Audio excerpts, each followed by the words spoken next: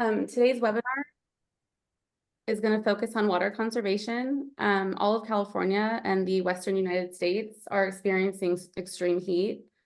LA Times reported this week that June has marked Earth's 12th consecutive month in global warming at or above the internationally accepted threshold. The extreme drought, as we know, is causing wildfires and in turn is depleting our water supplies. And so we really want to ask what we can do as architects, designers, policymakers to stem the tide of water loss. With us today is Nexus. They are an award-winning multidisciplinary design firm in California's Central Valley. Their projects serve the Western United States and really focus on purposeful design. This presentation is going to look at design standards as part of the Living Building Challenge. We'll be looking at their Sacramento and Salt Lake City offices as case studies. Their Sacramento office was the first living certified project in California and the first living certified reuse project in the world. And then following this presentation, we'll have representatives from Santa Cruz Environmental Health Department and Monterey County Building Services to help answer any questions on what our local jurisdictions are doing to help conserve water. Okay, I'm going to stop share. Give me a second. Trying to get to stop share. Give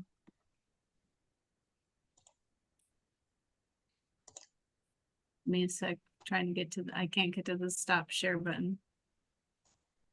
I will do it on this end. I got it. Oh, okay.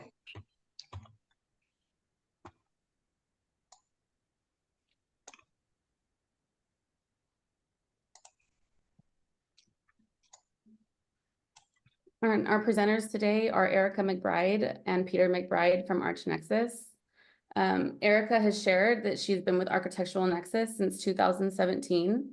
She started as the Operations and Facility Support Specialist and held that position during the Nexus SAC office performance period for their Living Building Challenge. In October of 2018, she was promoted to Regenerative Operations Manager.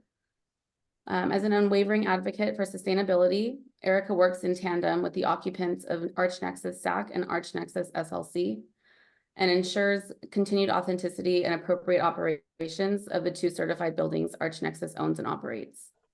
Maintaining a living building requires specialized and specific knowledge, passion, patience, and often long hours. Demonstrating these day to day, she feels as though she found her new calling at advocating for sustainable challenges for buildings and how they operate and are maintained. Erica is also a mom of two and might love Disneyland a little too much. Peter McBride. Peter believes that where we are influences who we are, and that the process of creating influential and sustainable architecture is equally as critical.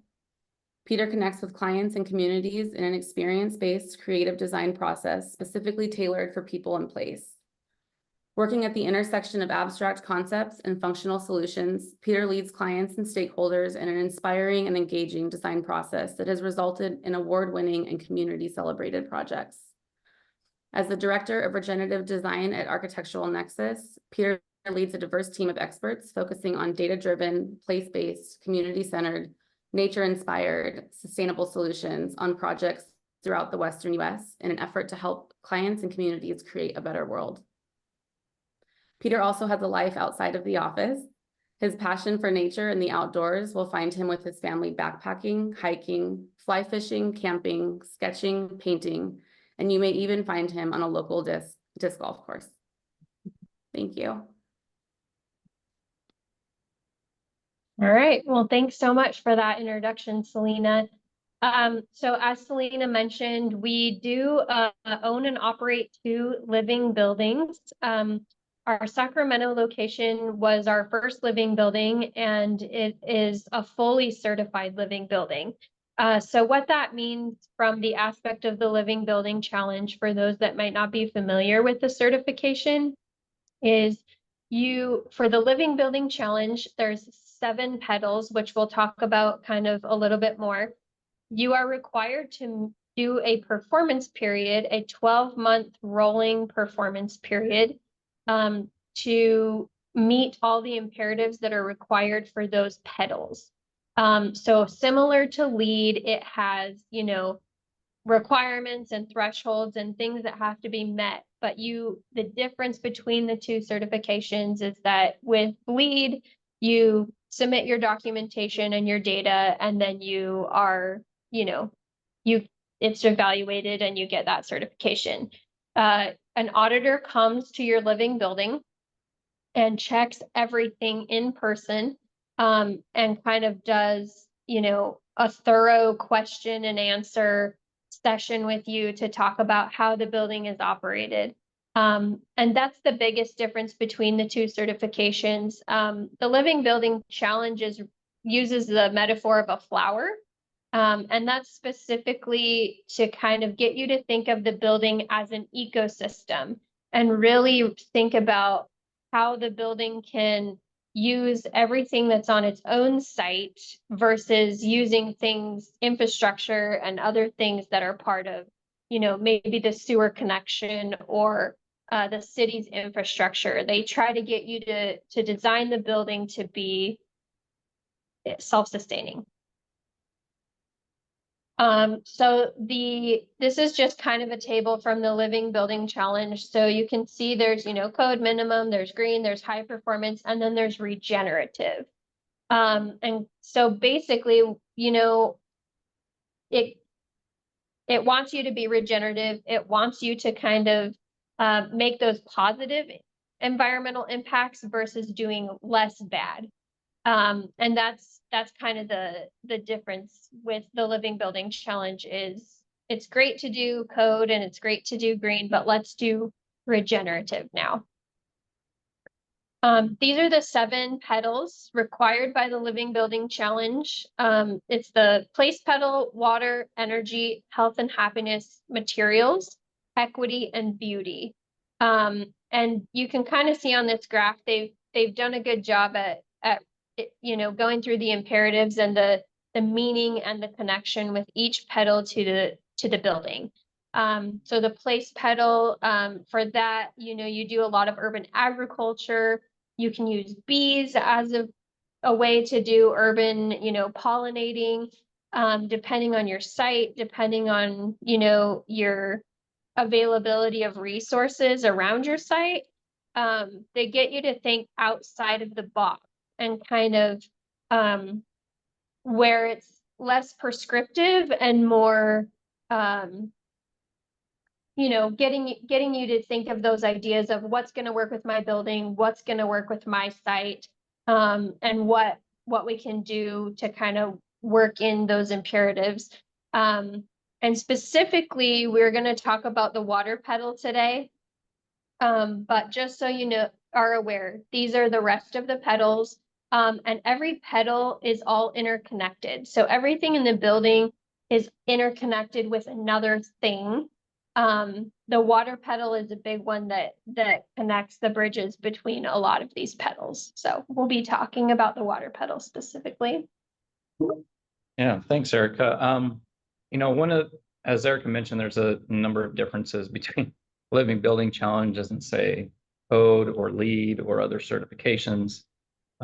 Another one is, the Living Building Challenges offers kind of end results that you need to achieve. For example, with energy, you need to generate 105% of the energy that you use at a minimum.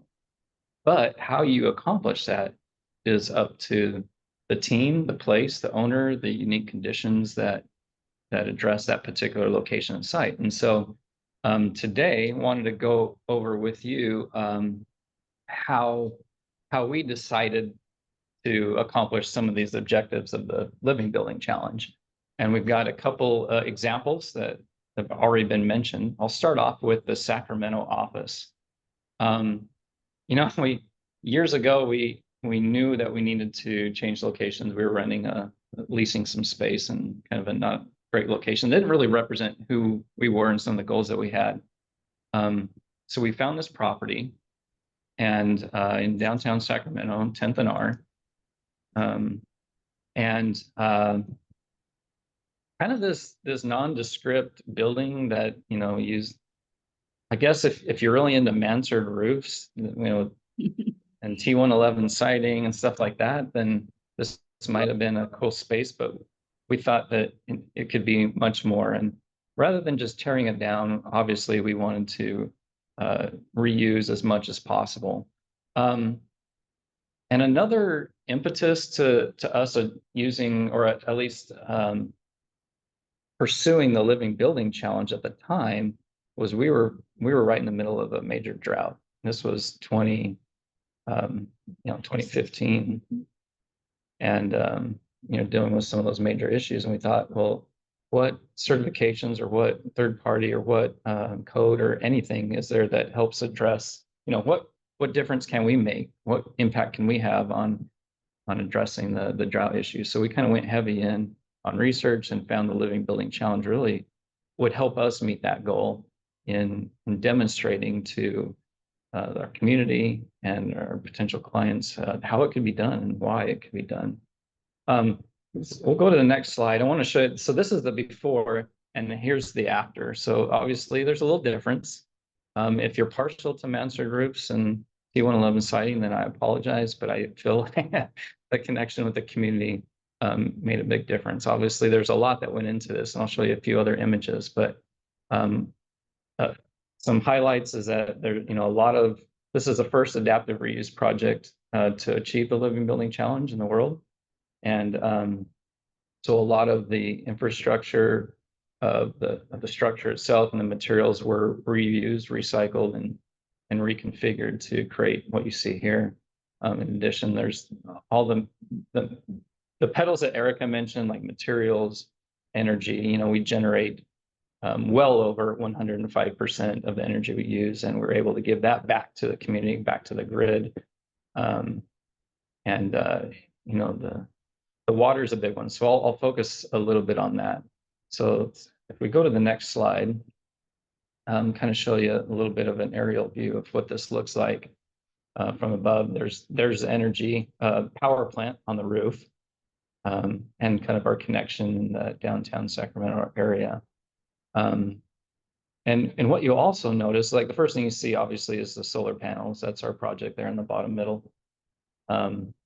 But there's a lot of there's very little mechanical units. There's one heat pump, and then there's a lot of skylights. If you kind of look closely, there's a lot of skylights. And one thing we like to, when we give tours in person, we kind of like to brag about when we first walk in that there's not any artificial lights turned on in the whole building, and that's usually the case throughout the day.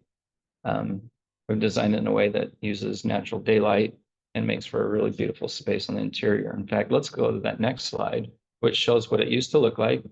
Pretty dark, heavily reliant on artificial lighting. And the next slide kind of shows the difference now. So this is kind of our front design space that really connects with the location, with that historic R Street corridor in Sacramento that we kind of bookend, and then allows lots of natural light. And in fact, our open office area, which I think is the next slide there, kind of showcases what that natural daylight feels like in the space. And there's no artificial lights turned on, except you can see the living wall in the background there that uses artificial light for growing, but a very limited amount. And then along with that comes a lot of natural ventilation strategies to help reduce energy demand. We also created a biophilic environment where you can connect with the place through natural breezes and reduce the energy demands of that. So that's a quick nutshell of the overview of our Sacramento office. We'll get into some images and a lot more detail of our water system, which includes gray water, rainwater harvesting and collection and use, along with a black water wastewater treatment composting system. And we'll talk through how those all work together as well. But want to introduce you to our Salt Lake office as well. So while we can go to the next slide. While our Sacramento office is a fully certified living building, our Salt Lake office is now pedal certified, with the exception of energy, which we are still working on with hopes to become fully certified and as soon as we can make some adjustments. So our Salt Lake office, original life, again, we kind of took this adaptive reuse approach that an existing building is a sustainable building, and trying to limit the amount of raw materials and virgin materials that we have to use to create something new. And so if there's something there existing that's a little bit more sustainable than starting from scratch. But it used to be an old Bally's Fitness, like a gym. And we, years ago, kind of took a first pass at remodeling this, and more recently pursued the Living Building Challenge in a new remodel during COVID, because what better time when nobody's there than to remodel something. So this is what it looked like before when we purchased it. And then the next one shows kind of what it is today. And with a reimagined entry and landscape that is, includes a lot more urban agriculture now, including a lot of edibles and pollinating plants, and then surrounded by photovoltaics over parking, entry area, and then a lot on the roof again, but however, mixed with skylights, open air atriums, and things like that. Go to the next slide. Again, another aerial view of the top of that. You'll see a parking lot on the bottom, and on the right is covered with panels that we couldn't quite fit all on the roof. You'll start to see on the roof too a number of all electric heat pump units, along with some openings and with some diagonal patterns. And I'll show you what that is. We basically, in a strategy to increase energy reduction, can you say that? Reduce energy consumption through the use of natural ventilation and daylight, cut some holes right in the middle of the space to bring those opportunities in. We'll show you some images of that in just a minute. All right, let's go to the next slide. Another view from above and the exterior, and let's jump to the interior. This is what it used to look like. It was, it was a gym. You can see some old fitness equipment there in the distance when they cleared it out. But again, while there's perimeter windows, it's a pretty deep footprint, and required a lot of artificial lighting and HVAC to kind of light and cool and heat the space, which is all concrete, like RT slab construction. Let's go to the next slide, kind of the after. So this is that same view, kind of standing in a very similar spot. You can see those same windows in the distance there, but we carved out some space in the interior to really bring in the natural light, bring in some landscape, remind people where they are in the world, natural ventilation, indoor-outdoor connection, and just make for a more collaborative, interactive, with nature working environment. And another view of the interior space where we started to introduce living walls, and that connection with the outdoor, and those walls, are fully operable, as you saw in the previous image, and can bring a lot of those features into the space. This building also incorporates a number of strategies when it comes to water, which we'll go over. It also has a gray water system, but it took a different approach when it comes to wastewater treatment. Erica will go more into that.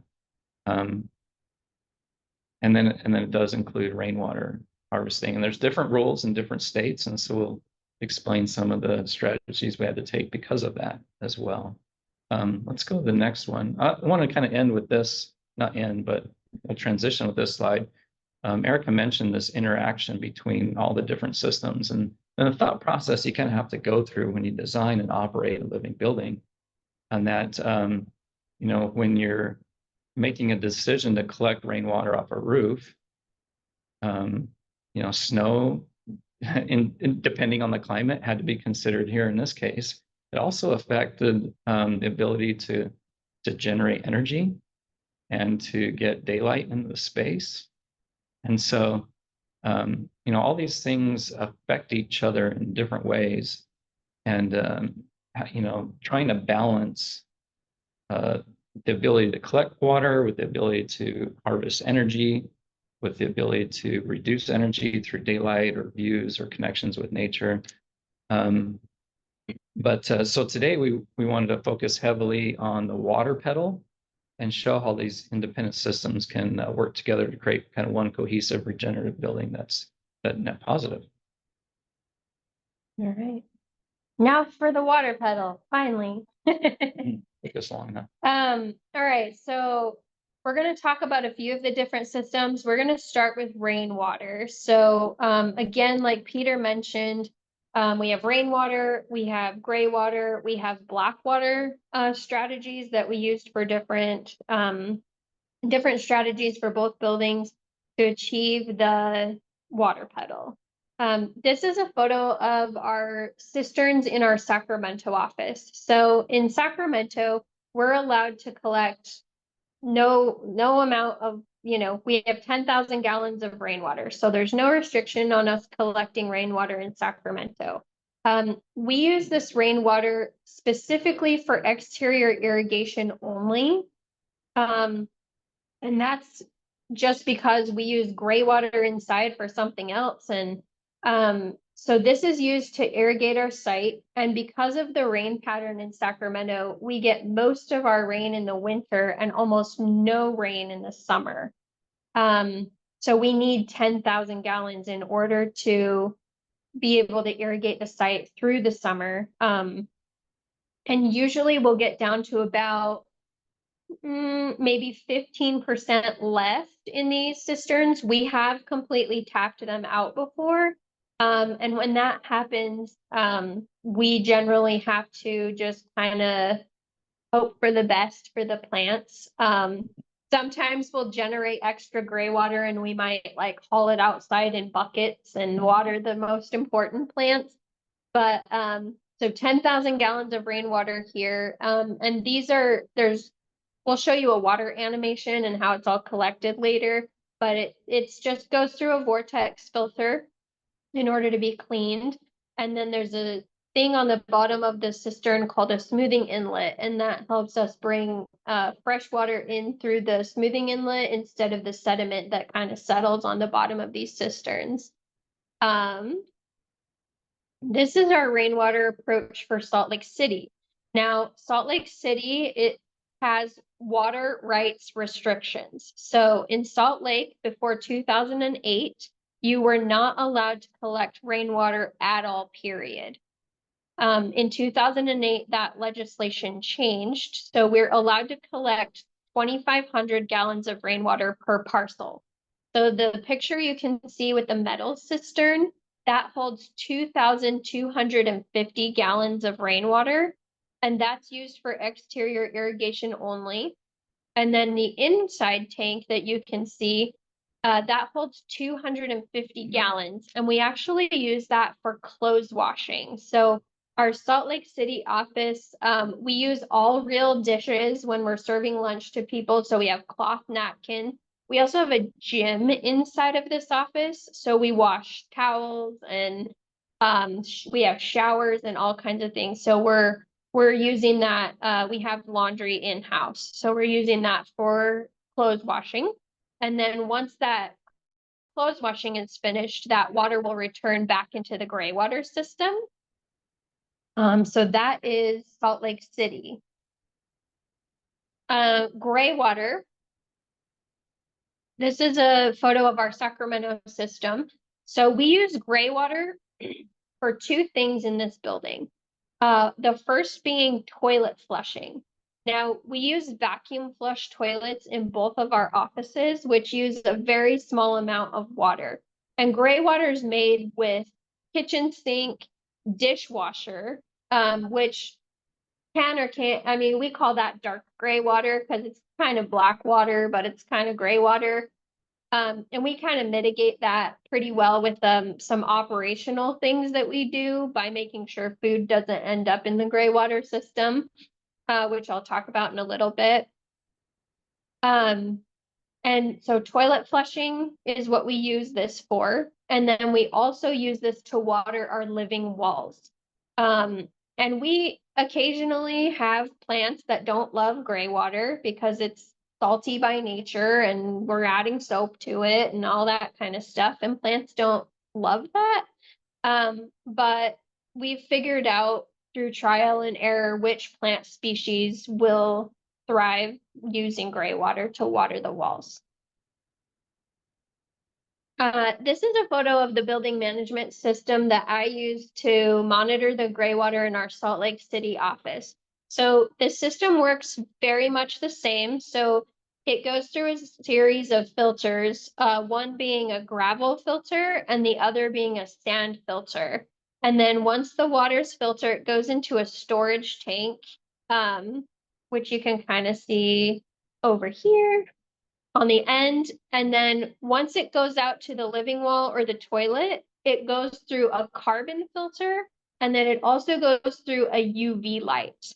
And that's to sanitize and kind of kill any bacteria that might still be living in that water, so that we can utilize that for toilet flushing.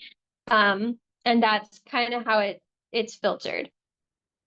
There's a photo of our living wall. So again, the living wall plays a really important part in the water pedal itself. And that's specifically because our toilets use such little water to flush. They're about 1/10 of a gallon per flush. That we make more gray water than we can consume.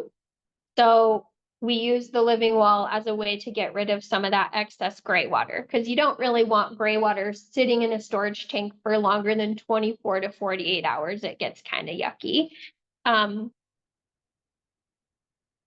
There's a photo of one of the living walls in Salt Lake. So again, same strategy here. We use that excess gray water to water those living walls. And in our Salt Lake City office, it's a bigger building. It's 30,000 square feet. We have 5 living walls that we use for that purpose. Black water. This is Sacramento again. And these are composting toilets. So we have a composting system here in Sacramento. We have had this compost tested against EPA regulations for compost. So it tests for EPA Class A, meaning it can go on public property. We, however, had a private party come get our compost and we donated it to them. They're an educational farm in Placer County, and they use it to grow different types of flower varieties with different types of animal waste to see which one produces the best flowers. So they have our compost. This is a fairly easy system to operate. It has tines on the inside of it to kind of hold those composts. The top gets the new layer, the middle is the layer that's baking, and then the bottom layer is kind of the stuff you can pull out. Let me add that we knew we were doing this over lunch, so we spared you from showing you the picture of it, but we'd love to show you if you ever want to come see it in person. Yes, yeah, it's dirt. It's just straight up dirt. It looks really good. So our toilets, when they're flushed, the gray water goes into the toilet, and then we use a vacuum pump, which we have a picture of in a little bit. It macerates the waste and mixes it with a little bit of water. It drops into this bin, and then every couple of weeks I add wood chips to this bin. I rake it around, and then I turn it at least once a week to kind of mix it. It's just like regular backyard compost, except you're doing it with waste. Okay, this is that water animation I promised. So this is going to show you how rainwater's collected and then kind of where all those endpoints go for the water. Hopefully it will work over Zoom. Come on.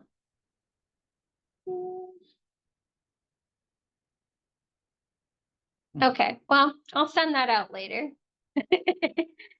Anyone who's interested in that. All right, hand printing. Hand printing is the Living Building Challenge concept, and it kind of does twofold. So we won't show that yet. It helps to reduce the amount of sewage that's going down the infrastructure. But what it's also doing is the strategy that we used for hand printing is we don't have composting toilets in our Salt Lake City office. They're just too, the building is too big. We would need, 16 of them in order to service the whole building, which we don't have space for. So the process we went through here was hand printing. This allows a project to use the sewer infrastructure that already exists for the building. They ask you to meter the connection, which was a little bit tricky in Salt Lake. They had never had anyone ask to meter their sewer connection.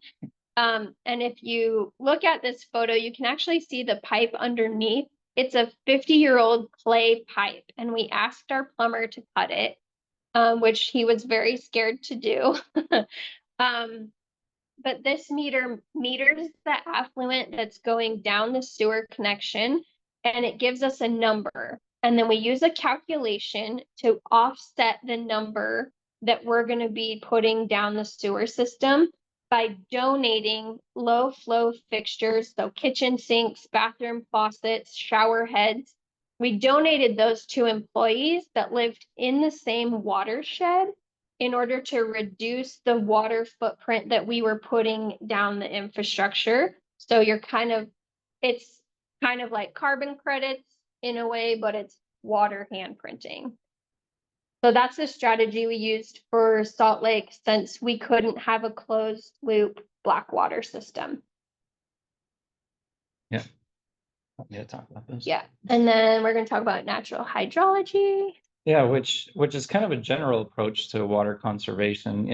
When you're looking at the water pedal through the Living Building Challenge, it's kind of holistically looking at how would this site have functioned pre-development, and looking at the natural hydrology, the percolation of the soil, the history of rain historically, and then how the runoff off the site worked pre-development, and kind of design the site and the systems to replicate as much as we could determine how that original hydrology works. So if it didn't if it percolates, then we try to keep as much of that water on site as possible. So Erica mentioned like the gray water system, not putting that down the sewer. In fact, in Sacramento, we've got a sewer connection, but we've never actually used it.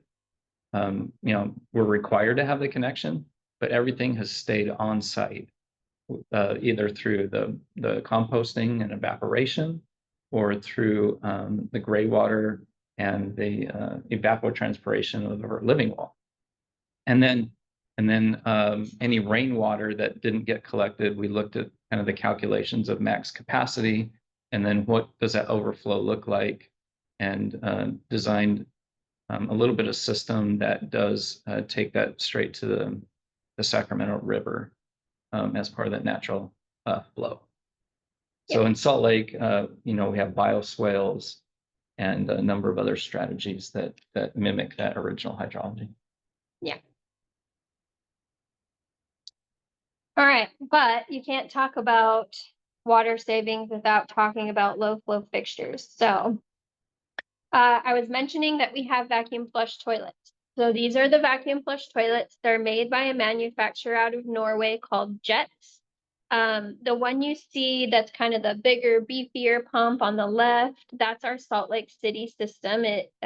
It's always a pressurized pump, and so it has a different kind of makeup. The toilets just look like normal kind of toilets. They get about 1/10 of a gallon of water per flush in there. It's very little. And then this tinier pump that you see down here that we actually have just attached to a cinder block. This is our Sacramento pump, and they're vacuum on demand. So they are a lot smaller and a little bit easier to manage. An individual per fixture. Right, yeah, per side. So the women's bathroom has its own pump, the men's bathroom has its own pump. Yeah. They work individually. The pumps in Salt Lake work in tandem together. So unfortunately, with these pumps, if one gets clogged, the other does too, and they both go down, Yeah. which is super fun. And I'd like to just add that, the reason we chose to do vacuum flush was because these were both existing buildings. Obviously, the better approach, which uses a lot less energy, would be to use gravity, like good old-fashioned plumbing systems would.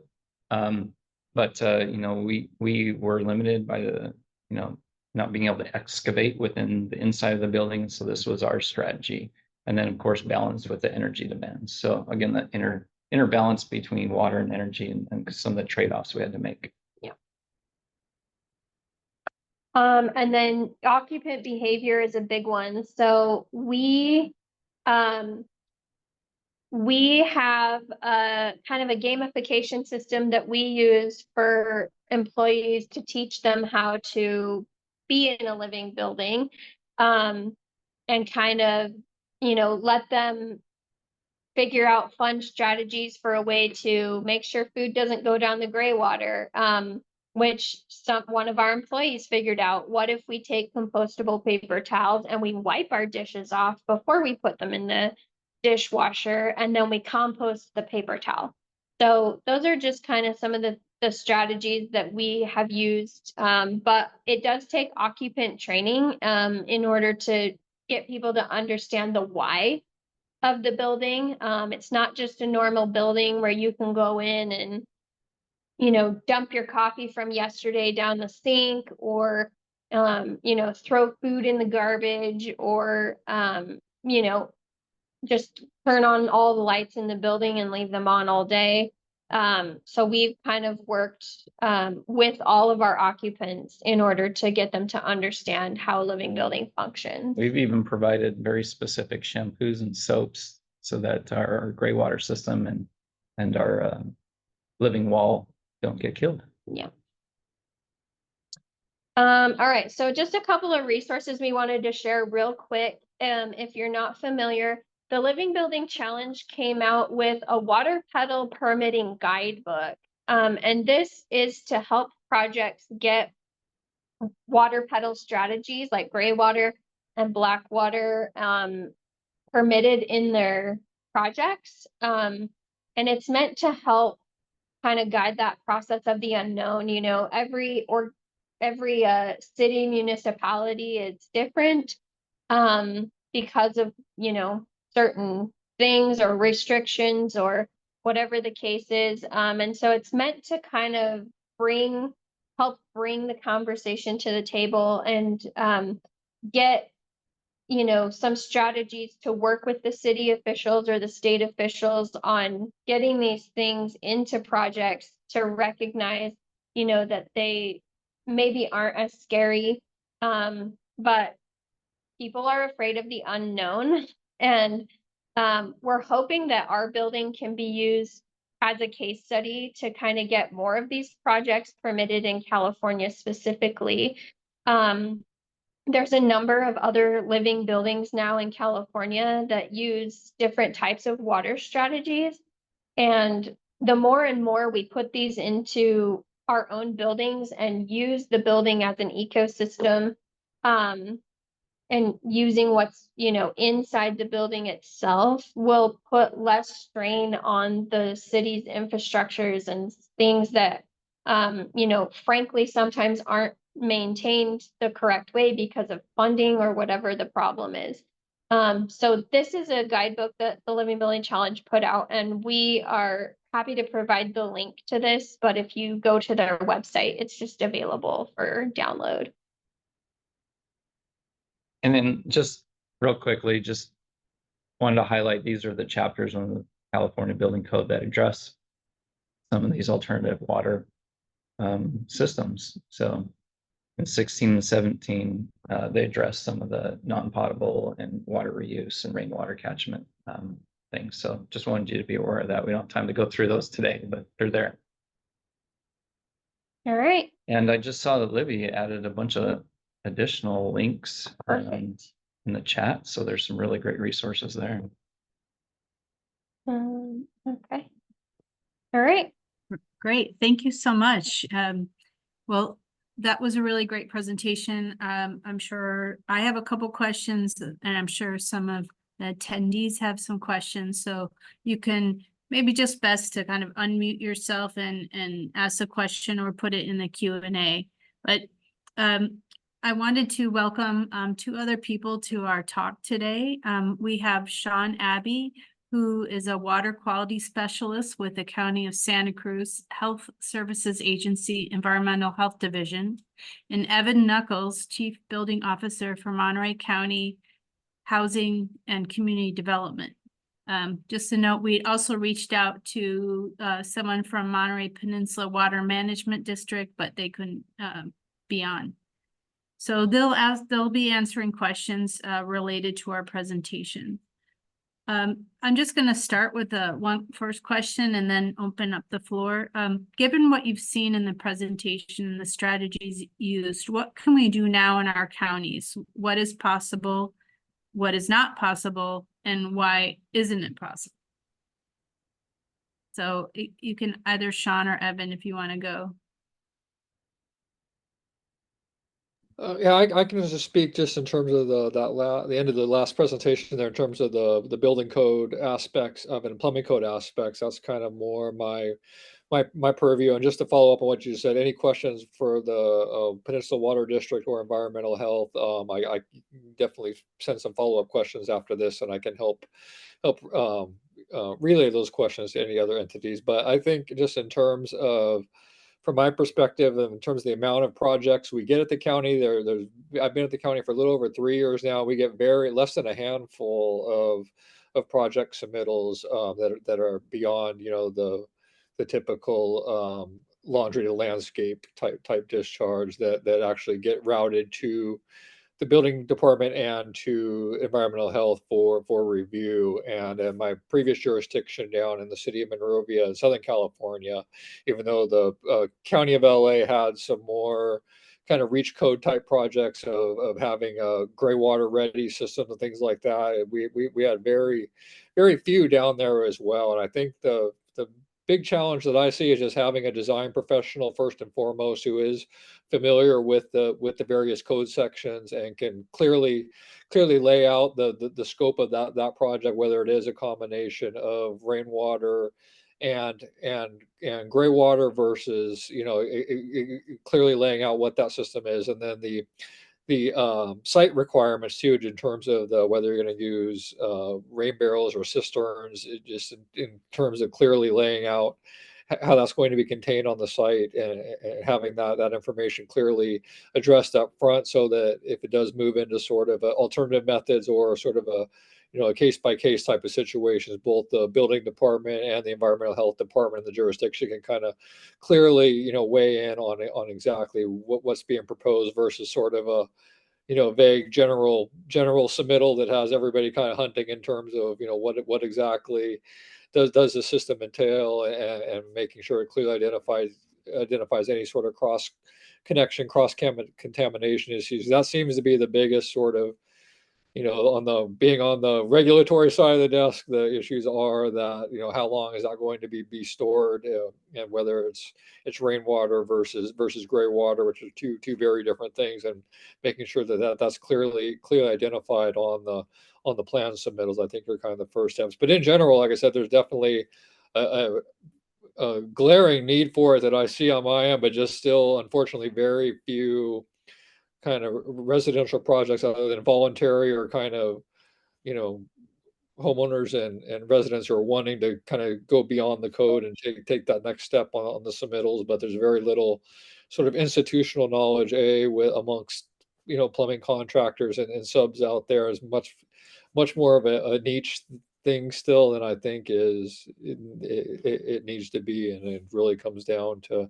again, having the information ready to submit to kind of facilitate that process with the local jurisdiction. Okay, great. So it's getting the architects getting comfortable with what's possible and knowing the code, and then presenting that to our clients as an option. Correct. Yes. Okay. Sean, do you have anything to add to that? What you see in Santa Cruz? No, and I think that we're Evan and I are good counterparts because I don't have I'm not a building inspector, so I don't know the nitty gritty code for a lot of this stuff. But I do assist with our water status report, which is a summary of the water use throughout the year in Santa Cruz County. So I have a bit more of a big picture perspective. And as far as improvements in water use, we actually have seen really significant water use reductions in Santa Cruz County. In our most recent status report from 2023, we actually had the amount of water produced for the county was actually the lowest it's ever been, even though we've continued to add connections. And a lot of that comes down to improvements in the code requirements, like the use of low fixtures being required at the time of sale. Newer buildings that are less prone to leaks than older buildings are. Changes on the municipal side is also really important in that a lot of leaks are easier to detect now because better tracking and notification of customers, that sort of thing. So there has been a lot of improvement, and I think that there is still room for improvement. And what we see is that outdoor water use is an area where there's room for improvement. The parcels that tend to have more space for outdoor water use tend to be the ones that have more water waste occurring. Water waste, waste is a objective term, a subjective term. So. Great. Is anyone on the call here that wants to ask a question live? I have a few more questions. Okay, well, maybe just raise your hand and we can get to you.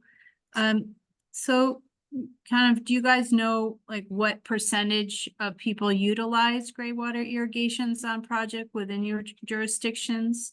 And if more projects utilize gray water irrigation, do you know how much water this would save? I guess that might be a difficult question to answer, but just take a stab. Do you have an idea? Just start off. Yeah. Like I said, I'm not actually a building inspector, so I don't have any detailed information for Santa Cruz County on how many of these systems we allow or have permitted and are being built out. But my understanding is that very few systems or very few projects from the get-go have gray water built into them. Kind of like Evan was talking about, it's my understanding it's only a handful of projects that do this. And like you said, it's kind of hard to say how much water you would actually save if more projects did do it. It's going to be really, really project specific. If you're using your existing water source to, do more with what you were already using, that's great. You're able to, water a tree that wouldn't have been able to be there before, but it doesn't necessarily mean that the building's total water use is reduced. So it would be very, very project specific. Mm-hmm. Do you, Erica and Peter, do you have anything to say on that? Did you do some? I was just gonna give our number. So in Sacramento, when we did the calculations for our Sacramento office, by utilizing rainwater and gray water combined with the two, we had a 85% reduction in potable water use. We only used 10,000 gallons of potable water in our building for an entire year. And we're actually working to try to get rainwater to potable. We went through a whole process of trying to get rainwater to potable permitted. And at the time, the state told us that we had to become our own small water district. So we did all the paperwork to become a small water district. And then the following January, when we moved in, they said the state's consolidating water districts. So no more small water districts. So we have the equipment in the building to do rainwater to potable once we can get kind of past some hurdles there, which would then allow us to add a third system cistern and then be completely off of potable water. Which obviously is going to require, you know, someone to come in and test the water and create the water and make it safe for drinking. But there's a couple of living buildings out there that do this themselves. Our Salt Lake City office actually saw a 98% reduction in potable water with installing these systems, their biggest being toilet flushing water. They went from like seriously like 2.5 gallons of water to flush to almost nothing. So that's kind of the numbers we saw just on our own personal building.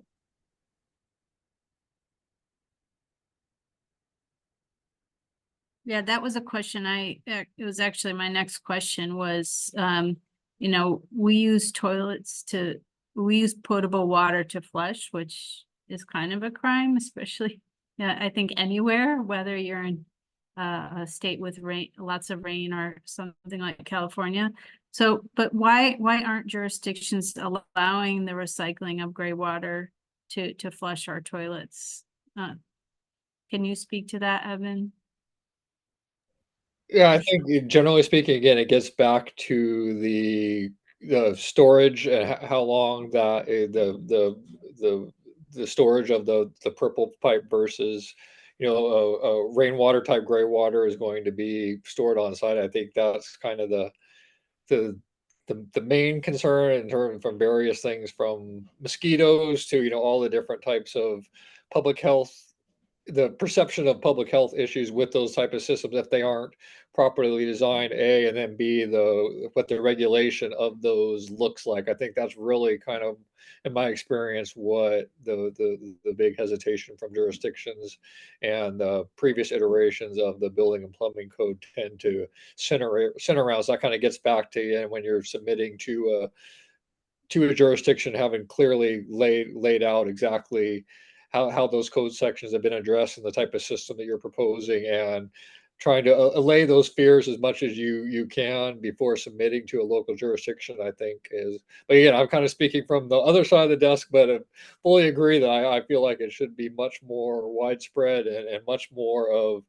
a minimum, you know, a standard code versus the still kind of more, you know, alternative method and more kind of niche type of project than it is. I know that again in Southern California, before coming up to the Central Coast, it was becoming much more of an issue just due to just how much drier it is down there. In particular, I know in Australia, some of the building codes from what I've been reading too have already kind of moved more into making these types of things the code minimum as the norm versus, you know, something that's more of a reach code type of thing. But again, I think it really comes down to addressing that the storage of the wastewater in particular versus the rainwater catchment for irrigation type systems, and really kind of clearly identifying that that's been well thought out and addressed on the plans. Sean? Yeah, I would just like to add, just like I said, from that big picture perspective, there's definitely a growing understanding, and it seems like particularly in California that wastewater is not waste, and there's growing momentum between, you know, on a municipal scale, reusing and making use of wastewater. Just in Santa Cruz County, we have 3 different water purveyors that I can think of off the top of my head that use their wastewater. One uses it for, you know, watering fields, like recreational fields. Another uses it for crop watering, and then at least one more is actually using it it has a project underway for injecting it to prevent seawater intrusion from impacting local drinking water wells. So there's definitely a growing understanding that we should not be just flushing a valuable resource down the drain. And there's big picture wise, there's definitely momentum to do that on a larger scale as well. Mm-hmm. Well, and certainly the systems that you guys installed on the 2 projects, that super low flow 1/10 of a gallon, was one way to achieve that. something that I'm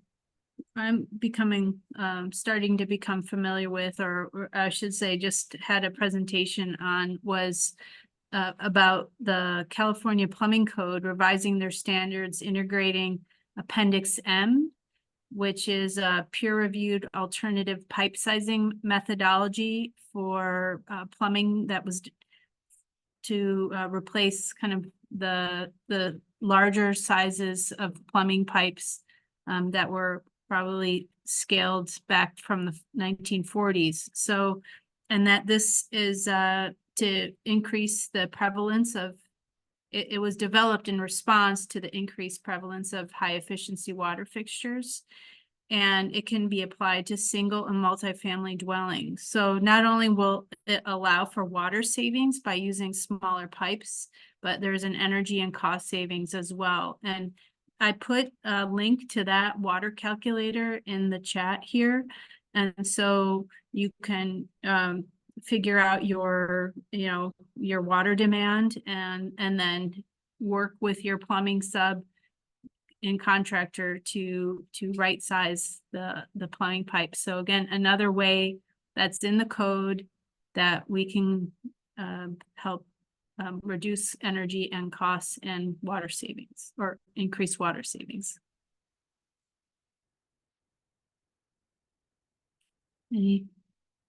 Does anyone have any questions? Okay, before I close, I just have I have one last question. So I was doing some research for this presentation. I read an article in Newsweek on July 8th that's titled "California's New Permanent Water Restriction Will Hit These Three Areas Hardest." So it reports that a new regulation approved by California State Water Resources Control Board created a policy titled "Making Conservation a California Way of Life," which will require the state's urban water suppliers to reduce the amount of water they provide to customers over the next 15 years. So have you guys, Sean and Evan and others on the call, have you heard about this ruling? I'll say that I have not. I am a regulator for some small drinking water systems, but they don't classify as an urban water supplier, so such a code wouldn't apply to the ones that I'm familiar with. Okay. Yeah, I did read that same article as well, but just kind of from a 10,000-foot view, it hasn't. I kind of focus on once, things in terms of upcoming code cycles and when things move closer to becoming part of code minimum. But I know in general, like I said, it's like you just mentioned with the article talking about the pipe sizing. It's a similar concept to the typical HVAC systems being oversized, and that's why the code's steering towards heat pumps for energy efficiency is sort of a similar concept with the size of the plumbing pipes and kind of what's coming down the pike. On the code front is trying to steer towards that energy efficiency and water savings. But no, like I said, I did see that article, but nothing tangible has come across my radar yet in terms of any imminent changes on that front in terms of code wise in Monterey County. I'll definitely take a closer look at that. Okay. And do you see this, and this is my last question, do you see how this could affect, the production of housing, which, as we know, is a urgent need, and we have our RENA goals to meet? Do you see this impacting the growth of housing?